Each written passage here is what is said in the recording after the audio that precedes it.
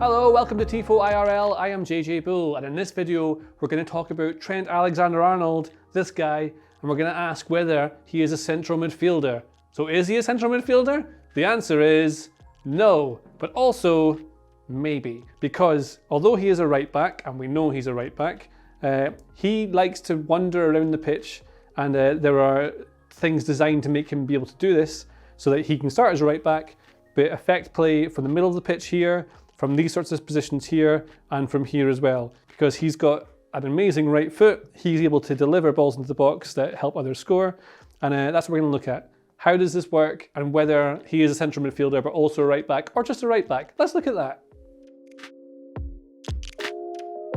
So what is Trent? Well, he is a right back, but he's also, him and Andy Robertson have been Liverpool's most creative players over the last few seasons, or at least two of them. And Alexander-Arnold's done this in a few different ways. So originally what happened when he first came into the team is that Liverpool play this kind of 4-3-3, which is sort of a diamond in midfield because Firmino drops deep. But what happens in the final third is that Salah, Mane, Firmino, they all turn up around about here. Your midfield here, Thiago didn't play there, but we're going to leave him in because he's nice. And what happened is that Robertson and Alexander-Arnold make this sort of run here to stretch and give them a front five. And Alexander-Arnold and Robertson would both then get into the box at times and they'd be able to score goals that the other had set up. So you get this sort of ball into the box, crossed in. Of course, Mane can attack that, or Firmino, or Salah. But sometimes you get Alexander-Arnold or Robertson would score, but mostly they provided assists for the attackers. So although they were defensive players, really, they were actually attackers. They were both fullbacks and wingers. That's what first happened at Liverpool. So they're essentially wingers. But opposition teams realised this because it was kind of obvious. And so what they started doing was, rather than playing a back four, they would play a 3 against Liverpool. Let's drop a 3 here, 2 in midfield here. And then what they would do is they would drop the wing backs back. Have I got wing backs here? Yes, I do. 4-3-4-3. Wing backs back. And so that way Robertson and Alexander-Arnold were effectively man-marked all the time. Very defensive system. Often sit back like this kind of 4 here.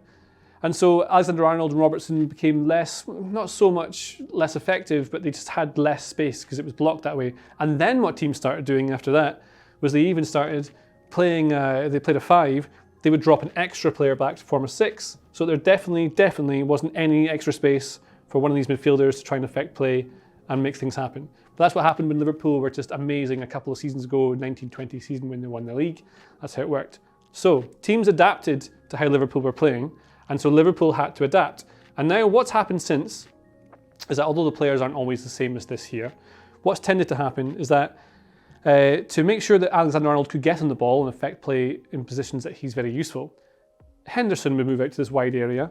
And so that's where the fullback would be looking to block him. In fact, let's give him just a normal shape. This is the opposition in I'll give him a 3. So Henderson would now become the player who is kind of blocked, because Henderson would be the right midfielder out of a 3, and he would come across here, and that frees up the space in the middle here for Alexander to come into. Salah's more forward, like here. And then from these positions, Alexander-Arnold can play these sorts of balls to the back post, or what you can do from even deeper positions. We've seen this a lot of times.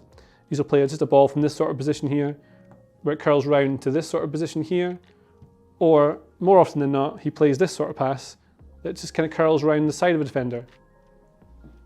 The kind of thing that Henderson would do in the same position. It's just a positional rotation. So Henderson comes out here, say, Alexander-Arnold moves inside, and then from here, he's got all these different options to move the ball for forwards at the back post, or, as he often does still, is chip a ball over the top for someone like Salah to get in behind. Just means he can make use of all the different things he can do, because he's great with the ball at his feet. But what's now happened is that Henderson's not played, so we've put Harvey Elliott in. So again, midfield 3, we'll get rid of these passes. Midfield 3 of Elliott, Fabinho and Thiago, as we saw in the last game against Leeds, before Elliott was injured, obviously. And what happens now is that in certain situations, Elliott will pull wide to facilitate this, so that's one of the rotations that you see. But also what happens is that if Elliott's still central, Salah pulls out even wider than he has done in the past. So let's put them in a 4-3-3 opposition shape. There we go. So yes, Elliott, rather than being here wide, as he does a lot of his play before he got injured. He stays here in the central bit. Salah stays wide, and that then pulls this defender out here, which again, it just creates this space between Elliott and Salah for Alexander-Arnold to work in. So if you think he's a winger in this wide area here, he can move into the half space around about here. Need to make the half space a bit different. But he can also operate in the central areas. And this move from Salah, I mean, Salah is less involved with play in the forward three here or in the final third anyway. He's more of a facilitator by dragging players wide and stretching the play. But that has meant Alexander-Arnold can get even further forward.